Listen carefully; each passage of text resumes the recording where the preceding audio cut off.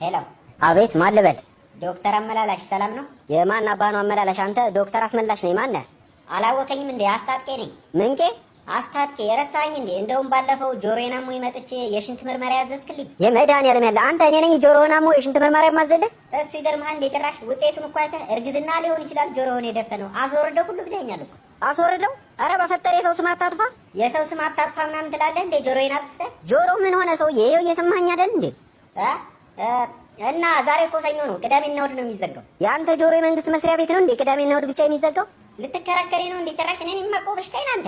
ይኸውልህ ወንድሜ፣ ጆሮ የሰንበት ቀንን እየጠበቀ የሚዘጋ ከሆነ ይሄ በሽታ አይደለም ሰይጣን ነው። እሺ ጸበል ሂድ። ሙስሊም ነኝ። አቦ የራስህ ጉዳይ። ምን አባ ፈለገ ነው የደወልከው?